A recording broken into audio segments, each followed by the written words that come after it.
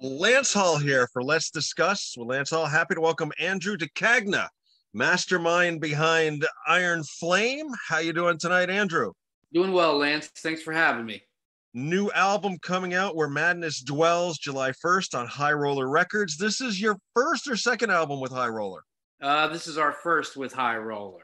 Cool. We've been with Dive Bomb up until this point in US, and we've been with Metal World in Europe up until this point. What led you to High Roller? We started working with an actual music publisher last year, and that's kind of his goal is to, boost our career as much as he can, album to album. So he asked who we wanted to work with for this next album, and I gave him a short list of labels, and High Roller was one of them. And I asked High Roller about working together in the past, maybe 2 years ago, I think before the last album came out, and their roster was full. But now the timing just seemed to work out. The door opened, and so we started working together. Nice. Yeah. Cover art, I heard you got inspired for this with the gentleman you contacted after seeing a Savage Master album cover. Yeah, Mike Hoffman. He's amazing. He did the album art for Myth, Magic, and Steel for Savage Master, and I really love that album art. So that got me to seek him out and contact him, and thankfully he was willing to work with me too.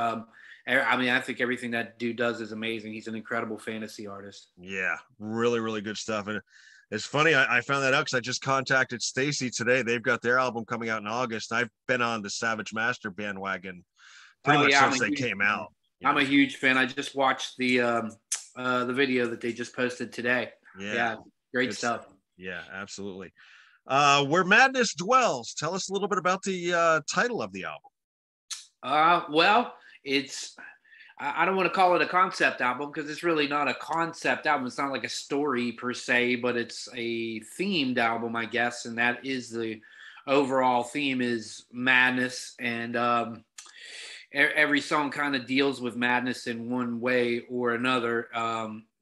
Nothing is very literal in the lyrics. It's all very metaphoric and allegorical, very much based on real things that were going on in my life at the time. And it just seemed like there was nothing but madness around me at the time when I wrote it. It was written right at the heart of the pandemic, right when the shutdown was happening, like right around April of 2020. I just lost my best friend to cancer. He was my business partner, and our business became my business solely. And I wasn't really emotionally prepared for that, on top of dealing with his death. There was the pandemic. It was an election year. Yeah. There was just all sorts of madness happening around me. And I didn't really know how to react to it other than to exercise some demons in the form of music and heavy metal. So that's what I did. Did you find it to be a bit of a catharsis for you? Very much so. I felt really spiritually relieved afterwards, but I wasn't quite sure how everybody else would feel fan wise, because that's normally not our MO. Normally we're more of the epic triumphant battle hymn, charging off to war and coming back victorious kind of heavy metal band. And this was definitely an emotional shift in the lyrics. And it's not a triumphant album. It's not a happy album. And I was a little concerned that people wouldn't react to it as well as the other albums. But now that the reviews are coming in, and enough close friends whose opinions that I value have reported back to me, and I know that they wouldn't pull any punches with me, I feel a lot better with it. That no, it's an honest album, and yeah, it's not a happy album, but that's okay. They don't have to all be upbeat, triumphant, epic albums. Exactly. Great reflection of the times. I got to ask you one question on the previous albums. You mentioned the whole fantasy and triumphant stuff. Yeah. Was the group Virgin Steel ever an influence on you? Because they did a lot of that stuff as well. Oh, yeah.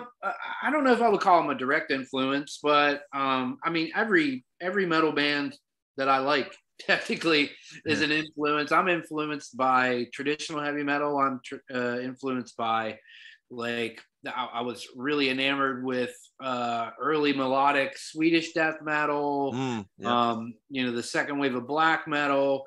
Like all those things were things that were going on when I was, a teenager, and I was seeking out like the most extreme stuff. And I've always been a sucker for melody and harmony. Like if there's no melody or harmony in it, I'm out the door.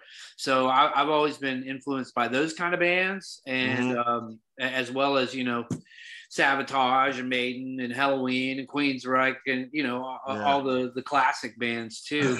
So yeah, I think that you can really, if you dissect the music, you can really hear all eras of metal in our music. Yeah, absolutely. Want to dive into the album for a little bit? Sure. I got to listen to a download of it. Everlasting Fire. I love the intro. You inspired me to watch Mask of Red Death, Vincent Price. And I did a little research on that. That originally came from a short story from Edgar Allan Poe.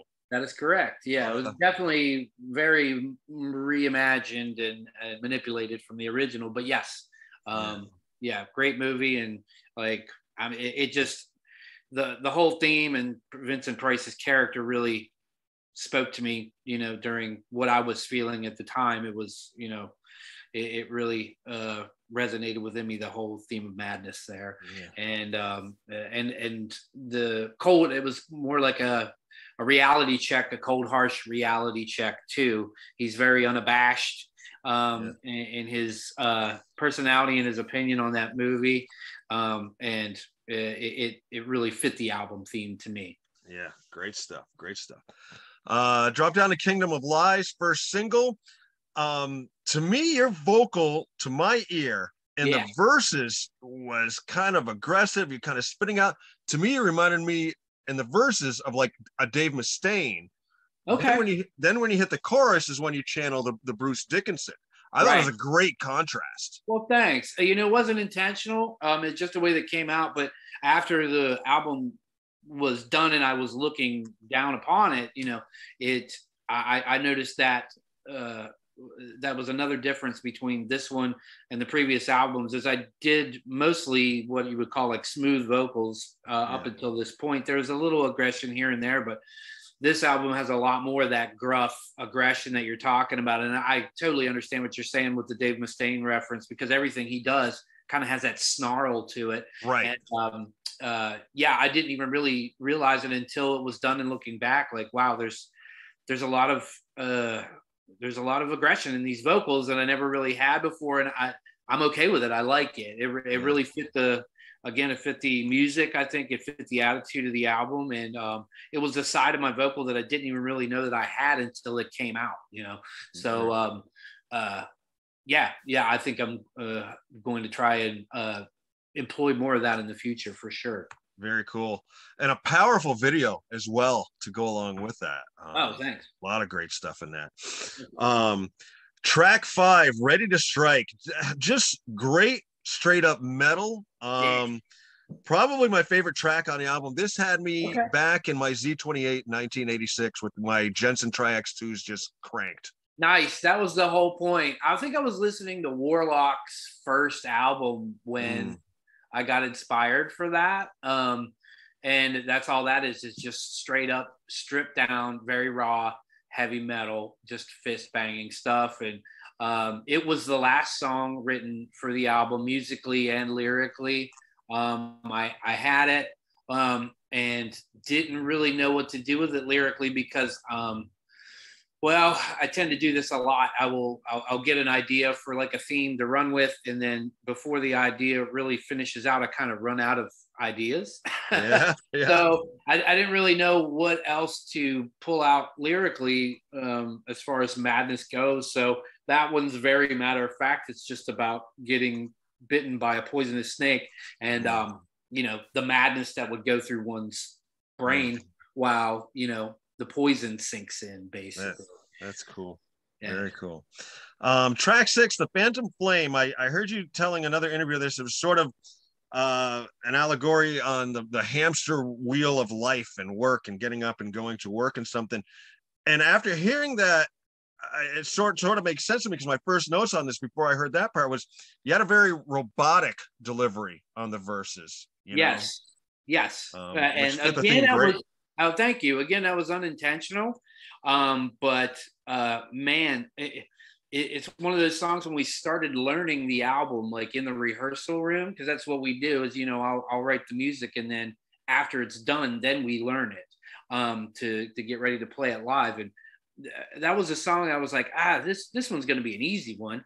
And once we got in there, those robotic choruses, like you're saying, and they're very kind of like barky in their delivery. Just like single words at a time, like very Shatner-like, if you will. Yes. And man, it's tough. It's really tough on the lungs. Then it's a lot harder than rapid fire or holding out a note for a really long time. It's really difficult. And my guitar player, who helps me out with the backup vocals, he kind of curses me with his eye every time we're singing that song, because it really is tough, and we're still kind of struggling with it. But I totally agree with you on that too. It is a very robotic chorus. Yeah. We'll drop down to track 8. I mean, I had notes on all these tracks, but I'm sort of picking and choosing here. Track 8, Where Madness Dwells. Am I hearing a slight Irish tint going into the solos? Oh, well, you mean like the riff before the solo? Yeah. Slight Irish tinge to it. Yeah, it's got that 6/8 timing, that swing, very bard-like and very I don't know, like a pub anthem almost. Right. And swing. Yeah. So I totally smell what you're cooking there, and I agree with you.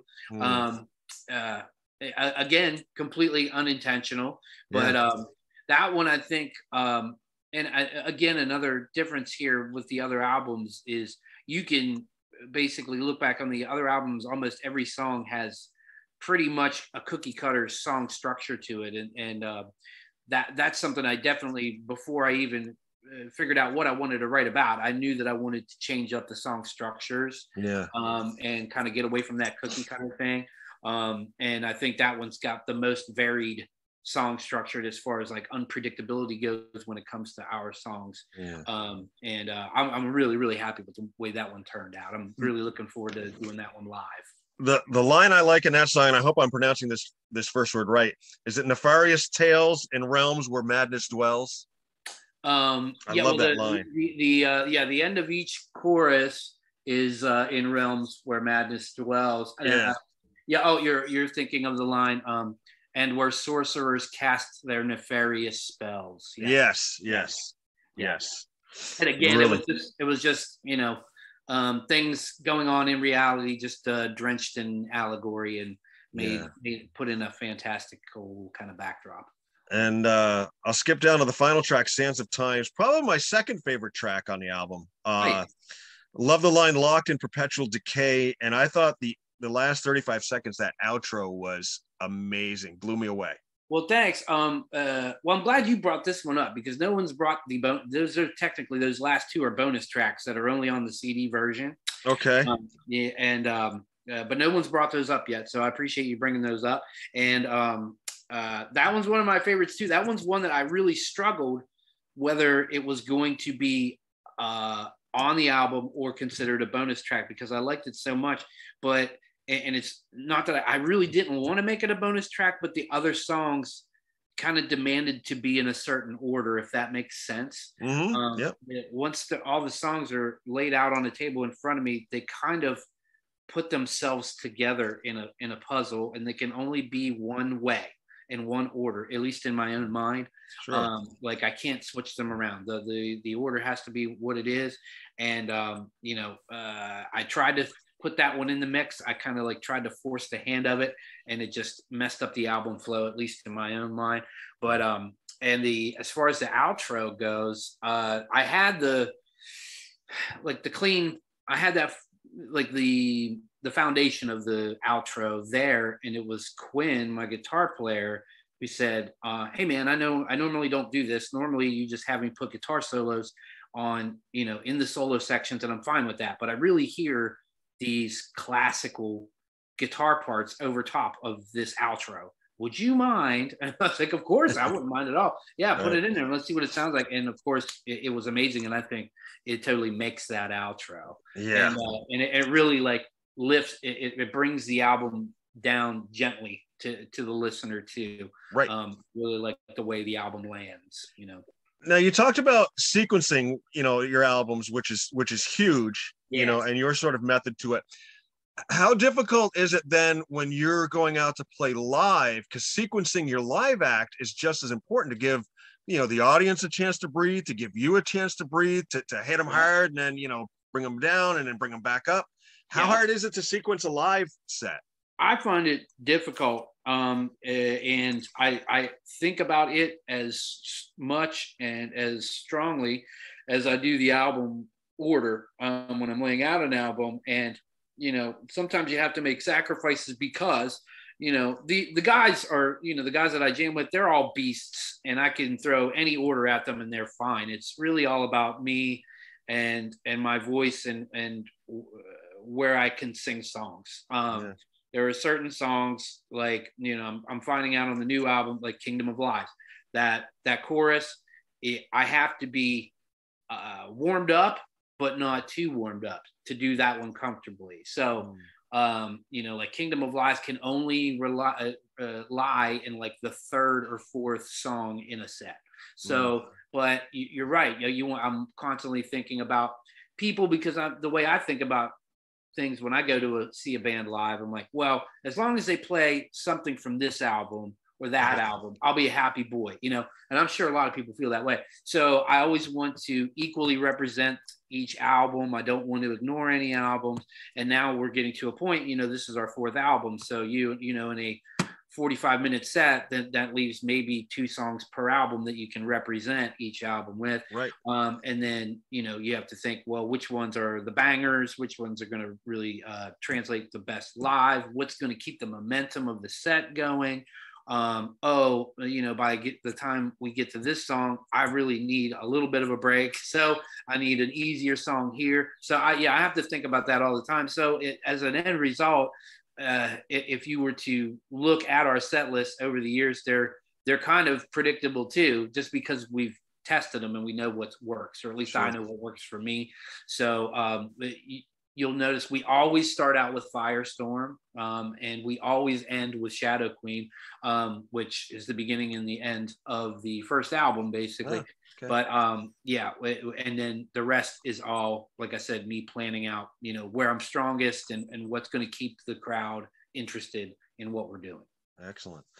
Let's go back in time, do a little bit of This Is Your Life. Okay. You were introduced to metal at age 12 when you inherited an Iron Maiden cassette?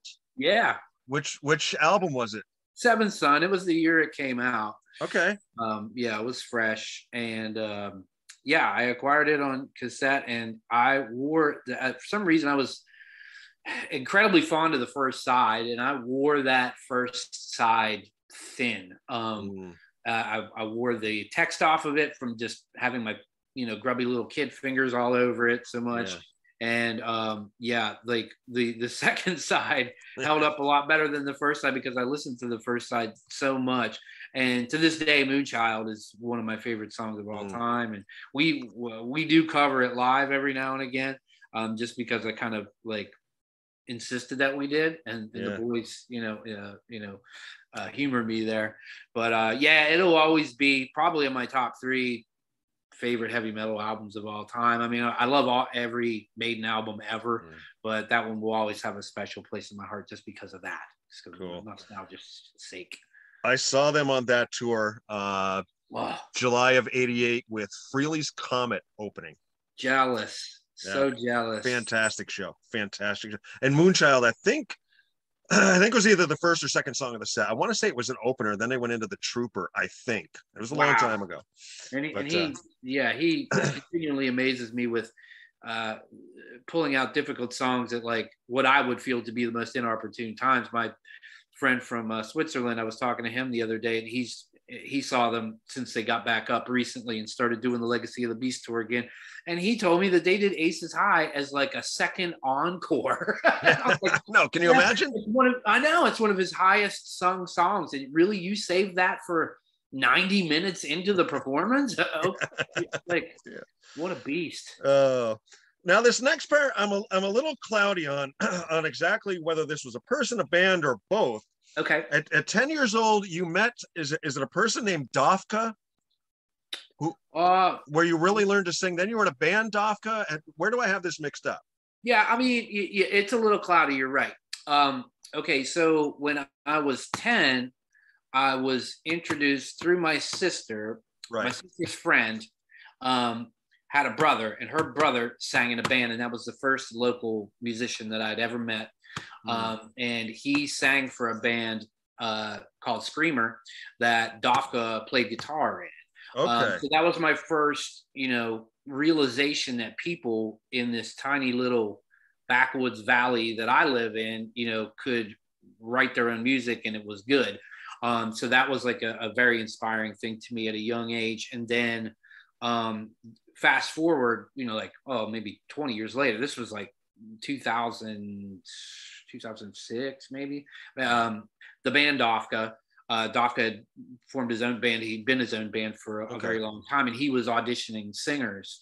So I kind of made it a personal goal to get into that band just to kind of prove it to myself. And he was such an inspirational character to me growing up. I kind of set it as a goal to be good enough to sing for this guy's band. And I did eventually make it into the band. When we recorded the album that we did record back in 2010 with him, which is called Humanity Bleak, that I feel like that was the album that taught me how to truly sing, because in addition to being a fantastic guitar player, he's an engineer too. So he recorded the album that we did.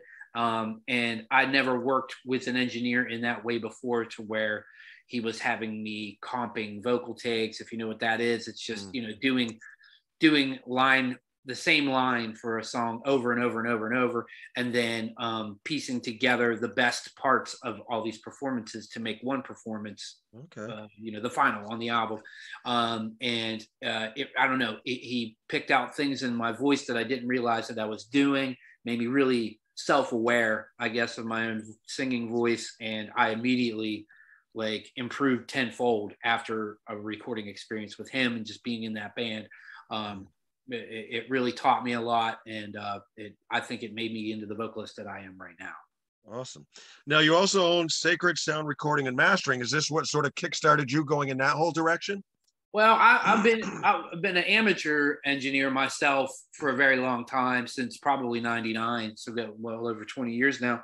And I would just, what I mean by that is I would just record my friends' bands. I would record demos for them, and eventually, once I got my own home, the house has a big, nice, empty basement, so I built a modest home studio down here, whatever it was, 15 years ago, and I've been recording down here ever since. And the bands have occupied enough of my time recently to where I haven't recorded any demos for anybody else that I'm not intimately involved with. So I'm basically just doing stuff with my own bands, demoing my own stuff. And if I have a really close friend that wants to record, then I will.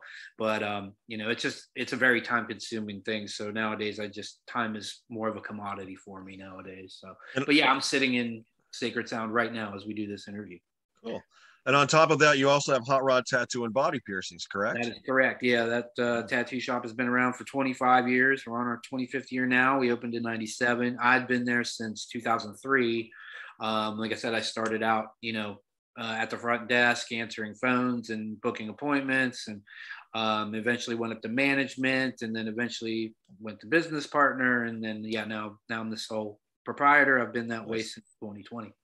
Nice. Now you're in Martins Ferry, Ohio, correct? Yeah, correct. Did a little background on that huge sports area. Lou Groza, John Havlicek, the Necro Brothers, all out of Martins Ferry. Is that big sports? Oh yeah, tons of history. And the high school football team around here. Oh man, it's religion here. It's like going to church. Yeah, everybody here is very, very passionate about high school sports, high school football and in particular, but high school sports. Everywhere around this valley is it's like a cult. Everybody's very passionate about it. So bringing us back to Ironflame now, the album comes out July 1st. Once again, it's called Where Madness Dwells. It's going to come out July 1st on High Roller. You've got some festivals coming up. You're also doing a show this Friday in Pittsburgh. That's a festival. Yeah, that's Descendants of Prom. That's been going on for, I think they're on their 4th year now. And the very first year for Stormbringer Festival is coming up the following week, and that's up in your neck of the woods. It's in Massachusetts. Worcester. Yeah. Up at Worcester in Ralph's Rock Diner. So we're playing that. Both bands are playing that following weekend, and then both bands will be heading across the Atlantic at the end of July for Headbangers Open Air in Germany. Now, of course, we're talking about Ironflame and Icar Switch. That is correct. Yeah, I love Icar Switch. Oh, if you could hook up with any band and do a dream world tour, who would you like to hook up with? I'll tell you who I'm really all about right now. I've been all about High Spirits for a couple of years now. I absolutely adore that band. I think they're fantastic. I feel the same way about Savage Master. I just think that they are just an amazing band, and they're even more amazing people. Yeah. So if I had to form a super tour that was all me, that I had complete control over, it would definitely be Ironflame, Savage Master, High Spirits, and then my new favorite is a band from Essen, Germany called The Night Eternal. I don't know if you've heard them yet. They're on Van Records. Okay. They just put an album out called Moonlit Cross, and they're just, man, I'm all about that band right now. So yeah, that they would definitely be part of that dream tour. Any other videos in the pipe for the album? Yeah, actually, yes. The next single is probably getting dropped in a week, and that will be for the song A Funeral Within. And that's just going to be like a visualizer video to keep the momentum going on the hype engine for the album. And then right before the album comes out, we actually filmed a proper performance video for your favorite, Ready to Strike. So all right, that's going to be coming out right before the album drops, just to secure the hype engine. Excellent. Andrew, I always like to end my interviews with fun, silly questions. Hopefully these are questions you've never been asked. Okay. Favorite old school wrestler? Oh, Iron Sheik, but no doubt about it. The Iron Sheik. Yeah, of course. What would be your campaign slogan if you were to run for president? Oh man. Vote for me. I'm not a dick. Very good. Yep. Straight and to the point. Yeah. Do you usually travel heavy or light? Oh, the lightest. I'm the most minimalistic packer that you've ever seen. No matter what, where I'm going or how long I'm going for, I'm usually I have a backpack and that's it. Cool. Yeah. In a group of people, are you the funny guy, the serious guy, the observer, the inquisitive guy? Which guy are you in a group of people? Well, I guess it depends on the dynamic of the group. I've been all those things, and it seems like in each band I'm a different one, because I have different roles in each band. So yeah. I get to be different people. Like there's certain bands where I have to be band dad, if you will. And, sure. There's certain bands that I don't, and I just get to be, happy-go-lucky me, and I could be party boy or whatever. And yeah, I've definitely been the observer too, man. I wear many hats when it comes to that kind of stuff. But I think if you had to ask an outside person, like someone who knows me, they just call me the nice guy. Okay, cool. Yeah. If you could go back in time and have your mom cook one of your favorite home cooked meals of your youth, what would you have her prepare? Well, that would be pasta fagioli, no doubt about it. I love pasta fagioli, and I love my whole family is great cooks, and that's the thing I look forward to every year is going to Christmas and all the amazing food. And my sister makes a killer gnocchi, if you know what gnocchi is. It's an Italian dish. But okay. Pasta fagioli, man. I would really love to taste that again. Nice. Sticking with your youth, what was your favorite toy growing up as a child? Oh man, I don't know if I had a single one, but I was all about I was a kid from the 80s, so I was all about Transformers. I was all about, even the lesser, if you would call them lesser, GoBots, Star Wars, Mad Balls, all the cool old stuff that little boys in the 80s like, man. I was all about that stuff. Absolutely. If you could pick a television show to have an Ironflame song placed in, what TV show would you pick? Oh, geez, that's a tough one. A TV show, like one that like exists now, or or if you want to put it in an old one that would show up in all the reruns, we could do that too, whichever. Oh, man. Well, I mean, I guess it doesn't matter how obscure it is. I'd say if I had to pick a modern one, it would probably be like Todd in the Book of Pure Evil. If you've ever seen that, heard of it, yeah. Yeah, I would definitely want a song on that. As far as like an old show goes, boy, that's a toughie because, man, were there any like cool heavy metal shows back then? I don't know, maybe like the A-Team or something. That was there you go. Yeah, I'd pick the A-Team. If you could speak any language instantaneously that you do not now, what language would you pick? Easy, Japanese. Japanese. All right. Yep, super easy. What is your most cherished possession? My most prized possession. Yeah. Oh man. I mean, I don't know if it's a possession. I would say the people that I care about. I'm not. I mean, I have material things like everybody else, but I'm not really, all that attached to them. Sure. Great answer. Here's an easy one. Favorite candy bar? Oh, Three Musketeers. Okay. No doubt about it. Last one, and this is the one we have the most fun with. If they were to make a biopic of your life, who would you pick to play you in the movie? And it's your movie, your life. You can pick any actor you want. Oh, geez. Living or dead? Whichever. Okay. Oh, man. That's a kind of a tough one, too. Man, I would have to pick somebody like, I mean, that's such a, that might be the toughest thing I've ever been at. Jeez. This is generally a fun one to ask too when the spouses or the better halves are around, because they can always come up with somebody pretty good.